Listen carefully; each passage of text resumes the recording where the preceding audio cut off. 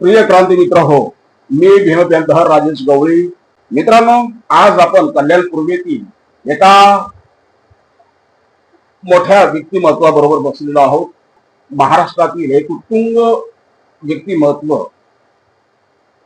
Republican party of India Athawale गटाचे महाराष्ट्राचे उपाध्यक्ष आणि ठाणे जिल्ह्याचे अध्यक्ष, आणि एकेकाळी ज्यांनी संपूर्ण ठाणे जिल्ह्यामध्ये दलित पॅंथरचा दबदबा निर्माण केला होता. आपल्या कार्यकर्तृत्वानं, आपल्या नेतृत्वानं, आपल्या वक्तृत्वानं, रोखोक वक्तृत्वानं, असे अण्णासाहेब रोकडे आपल्या सोबत आहे. मला या ठिकाणी अण्णा, ठाणे जिल्ह्याचे तुम्ही अध्यक्ष आहात, रिपब्लिकन पक्षाचे आधारवीर आहात, रिपब्लिकन पक्षाचे तुम्ही एक आधारवड आहात. असं आधारवड जे खरं म्हणजे महाराष्ट्राच्या मंत्रिमंडळामध्ये पाहिजे होतं. दुर्दैवानं महाराष्ट्राच्या मंत्रिमंडळात तुमच्यासारख्या एका अनुभवी नेत्याला संधी दिल्या जात नाही. इव्हन तुम्हाला साधं म्हणजे महामंडळावरती सुद्धा घेण्यात येत नाही. हा सरकारी जातीवाद म्हणाव की पक्षीय जातीवाद म्हणाव, नेमकं काय याच्यामध्ये आपण काय यातून बोध घ्यावा? या कल्याणने, या ठाणे जिल्ह्याने राजा झाले, नामदेव डसा, भाई संगारे, रामदासजी आठवले, प्रकाशजी आंबेडकर या कल्याणमध्ये घेऊन गेलेले आहेत. आणि माझं कार्य बाबासाहेबांच्या आशीर्वादाने मी आतापर्यंत 87 वर्षापर्यंत करत आलोय. त्यांनी मी पदामध्ये खासदार, आमदार किंवा एखादे मंत्रीपद, महामंडळासाठी मी प्रयत्न केले. माझा समाज एकत्र यावा आणि स्वतः शिक्षणातून जे बाबासाहेबांचं म्हणणं होतं, सुशिक्षित होऊन पद घ्या शासकीय, त्यासाठी आमचे प्रयत्न केले. मी स्वतः एक अभ्यास काढलेले. MPC UPSC चे विद्यार्थी दरवर्षी आमचे पास होतात. आज स्वाभिमान मला आहे आणि अशा प्रकारचे लोक मी घडवतोय बाबासाहेबांच्या कृपेने. अण्णा, तुझा हा मनाचा मोठेपणा आहे की तुम्हाला मंत्रिमंडळात घेतलं नाही घेतलं, महामंडळात दिलं नाही घेतलं, तरी तुम्ही तुमचं अविरत कार्य जे आहे, जे पहिल्यापासून तुम्ही करताय, ते तुमचं कार्य सुरूच राहणार आहे. विद्यार्थ्यांकरता म्हणा किंवा समाजाच्या अन्य घटकांपर्यंत म्हणा, तुमचं कार्य हे अबाधितच राहणार आहे. परंतु अण्णा, तुम्हाला जर सत्तेचा पावर त्यांनी तुमच्या ताब्यात दिला असता तर त्या सत्तेच्या माध्यमातून तुम्ही समाजाचे अनेक कामं केले असते, हा विश्वास ठाणेकरांना असल्यामुळे ठाणेकरांची ती मागणी. दुसरी अशी एक शल्य आहे ठाणेकरांच्या मनामध्ये की 14 ऑक्टोबरला जो मोर्चा आयोजित केला होता आठवले साहेबांनी, महाबोधी महाविहार मुक्ती आंदोलनासाठी जो मोर्चा आयोजित केला होता, त्या मोर्चामध्ये अगदी गल्ले बोळातल्या नेत्यांना सुद्धा बोलायची संधी मिळाली की त्यांच्या मागे 4 लोक नाही, अशा लोकांना सुद्धा त्या ठिकाणी बोलायची संधी मिळाली. परंतु अण्णासाहेब रोकडे ज्यांनी जे त्या मंचावरती बसलेले अनेक असे नेते आहेत की ज्यांना अण्णासाहेब रोकडेंनी घडवलं, अशा नेत्यांना तिथं बोलायची संधी मिळते. परंतु ज्यांनी घडवलं त्या अण्णासाहेब रोकड्यांना मात्र त्या ठिकाणी बोलायची संधी मिळाली नाही. ही खंत ठाणेकरांच्या मनामध्ये. अण्णा, याच्याकडे तुम्ही कसं पाहता? नेते आमचे रामदासजी आठवले रिपब्लिकन पक्षाचे प्रमुख आहे. त्यांनी लोकांना आमंत्रण केलेलं होतं आणि त्यांनी आमंत्रण केल्यानंतर आमच्या पक्षाच्या लोकांना आम्हाला कोणालाही चान्स द्यायचा नव्हता.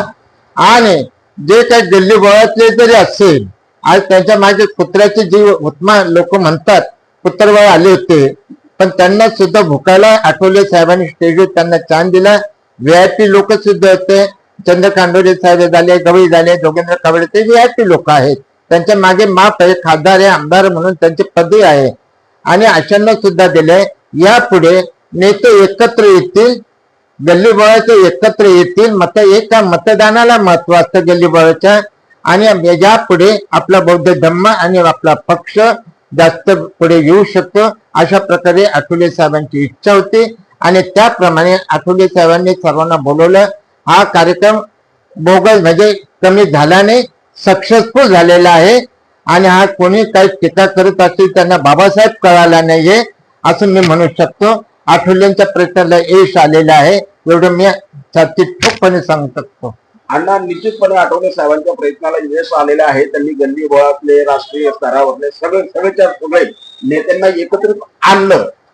समाज असलं काय, समाज आलाच नाही असं काय?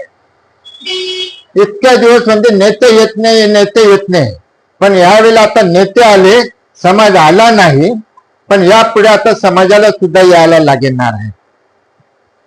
अर्थात अण्णा, अण्णासाहेब रोकडे यांच्या बोलण्याचं सार एवढंच आहे की महाराष्ट्रामध्ये सध्याच्या घडीला 3 नेते महत्वाचे आहेत, म्हणजे ज्यांचे स्वतंत्र पक्ष आहेत ते अर्थात प्रकाश आंबेडकर असतील, रामदास आठवले असतील आणि आनंदराव जांभेकर.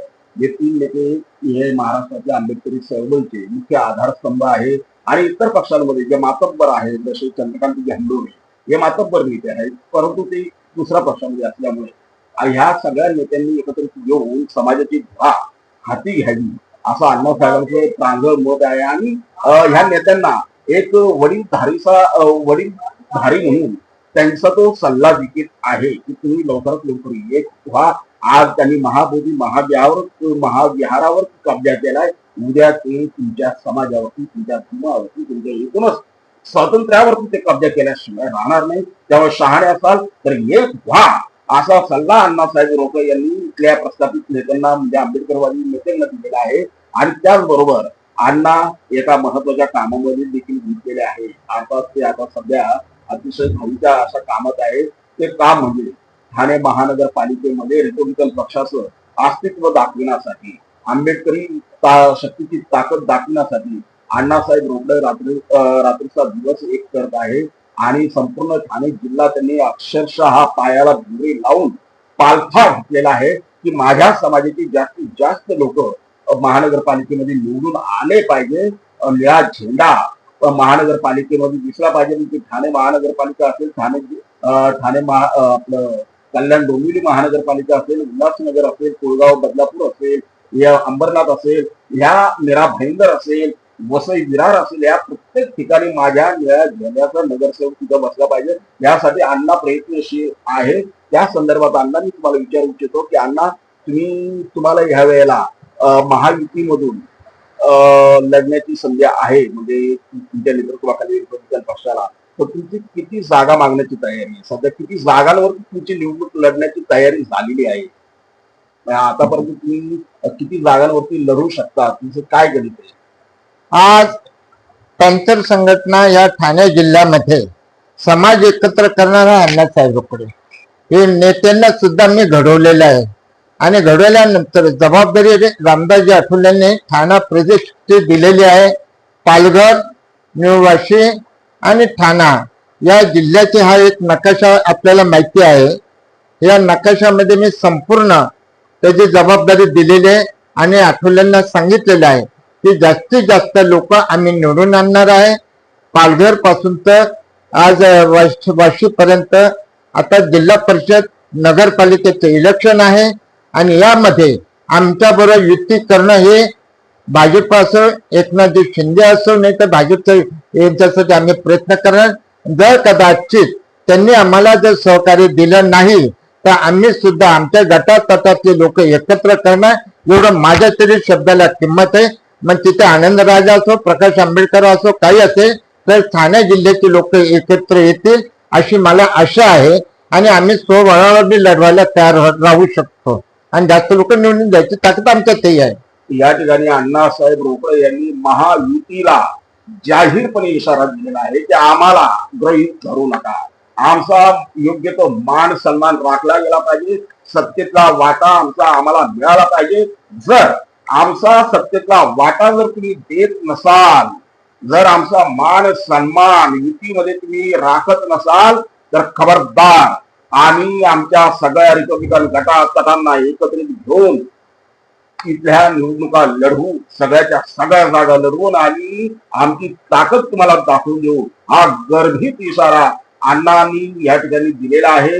अर्थात अण्णांचा हा इशारा महायुतीचे नेते कितपत मनावरती घेतात ते येणारा काळ आपल्याला सांगणार आहे. परंतु अण्णांनी इथं आपली प्रामाणिक भूमिका मांडलेली आहे की माझ्या समाजाचा कार्यकर्ता हा सत्तेमध्ये गेला पाहिजे आणि त्याच्यासाठी जर त्याला सत्तेची दारं तुम्ही जर खुली करून देत असाल तर मग आम्ही मात्र स्वतंत्रपणे आमच्या सर्व गटातटांना घेऊन निवडणुका लढू. हा त्यांनी प्रामाणिकपणे या ठिकाणी आपलं मत मांडलेलं आहे. अण्णा या ठिकाणी एक आपल्याला विचारू इच्छितो की रामदासजी आठवले साहेबांनी मागा 2 दिवसाआधी एक वक्तव्य केलेलं आहे की मुंबई महानगरपालिकेमधून जर महायुतीचं सरकार आलं तर सत्ता आली तर तिथे रिपब्लिकन पक्ष आपला उपमहापौर पदावरती दावा सांगणार आहे. तर अण्णा तुम्ही कल्याण नगरीमध्ये राहता, तुम्ही ठाणे जिल्ह्याचे जरी अध्यक्ष असला तरी तुम्ही कल्याण नगरीमध्ये राहता. उद्या जर कल्याण डोंबिवली महानगरपालिकेमध्ये महायुतीची सत्ता आली तर रिपब्लिकन पक्ष हा उपमहापौर पदांवरती दावा सांगेल काय? ज्या वेळेला सरकार लॉट्स पाडतात, महापौर हा कोणत्या पक्षाचा, ओबीसी आहे का, एससीचा आहे का, ओपनचा आहे? ज्या वेळेला एससीचा जर आला तर आम्ही आमच्या पक्षाच्या वतीने आमच्या महापौरसाठी आम्ही प्रयत्न करणार आहोत. युती आतापर्यंत रामदासजी आठवले शिवसेने संघे किंवा भाजप संघे करतात ते काय, पण आतापर्यंत आठवले साहेबांचा भाजप संघे आमची युती आहे. जर भाजपवाले आणि शिवसेनेवाले जर आम्हाला जवळ देईल त्याच्याशी आम्ही युती करू, किंवा एक तर त्यांचे separate Bhajap Shivsena separate election लढवणार असेल तर आम्हाला त्याच्यावर विचार करावा लागेल. त्यांना सुद्धा पाडू. जर आमच्या संघ युती केली नाही तर मग त्यांना सुद्धा धडा देण्याची ताकद आमच्यात आहे. अण्णांनी या ठिकाणी एकदम निर्वाणीचा इशारा दिला आहे, अतिशय निर्वाणीचा इशारा दिला आहे की जर आम्हाला सत्तेमध्ये सहभागी करून घेत नसाल तर मी ते बीजेपी असो की शिवसेना आणि त्यांना देखील पाडल्याशिवाय राहणार नाही. निवडणुकीच्या रणांगणामध्ये आम्ही त्यांना पाणी पाजल्याशिवाय राहणार नाही, असं अण्णासाहेब रोकडे यांनी आपलं रोखठोक मत या ठिकाणी व्यक्त केलेलं आहे.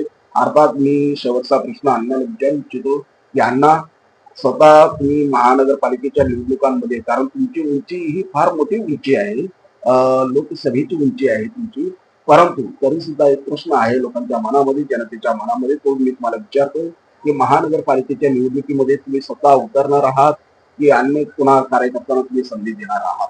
काय रणनीती आहे? महापालिकेच्या इलेक्शन मध्ये मी स्वतः उतरणार नाही. लोकांना उतरून आमची ताकद दाखवणं महत्वाचं आहे. पण एक इशारा देतो, महापालिका असो, लोकसभा असो, विधानसभा असो, कोणते इलेक्शन असलं तर पैशाचा पाऊस पडतो. आज आमच्याकडे पैशाचा पाऊस नाही, पण या ठिकाणी मतदार हा भाजला गेलेला आहे. शेतकरी हा पावसाच्या म्हणजे दुष्काळाने तर भाजला गेला, वल्ला दुष्काळाच्या मुळे. विद्यार्थ्यांचे प्रश्न पडलेले आहेत, लोकांना कामाचे प्रश्न पडलेले आहेत आणि लोकांना हे सरकार आतापर्यंत MIDC पासून तर सर्व वंचित ठेवलेलं आहे. आणि हे सर्व प्रश्न आम्ही जर घेतलं तर ओपन वाले, आदिवासी, ओबीसी, ST SC, समाज, मान समाज, हे आम्ही सर्व एकत्र येणार. पण यांना या प्रश्नावर एकत्र करून यांना धडा दाखवण्याची ताकद आहे अण्णासाहेब रोकडेंमध्ये आहे. 87 वयाचे अण्णासाहेब रोकडे या वयात सुद्धा सरकारला इशारा देत आहेत, महायुतीला इशारा देत आहेत की आम्हाला गृहीत धरू नका, अन्यथा तुमची उचलबांगडी करायला, सत्तेतून तुम्हाला उतरवायला देखील आम्ही मागे पाहणार नाही. या आंबेडकरी ताकद घेऊन, कारण मी एकटा अण्णासाहेब रोकडे नसून माझ्यासोबत माझी आंबेडकरी ताकद आहे आणि या आंबेडकरी ताकदीच्या बळावरती इथे ठाणे जिल्ह्यामध्ये एक मोठं परिवर्तन घडविण्यासाठी आम्ही मैदानात उतरणार आहोत.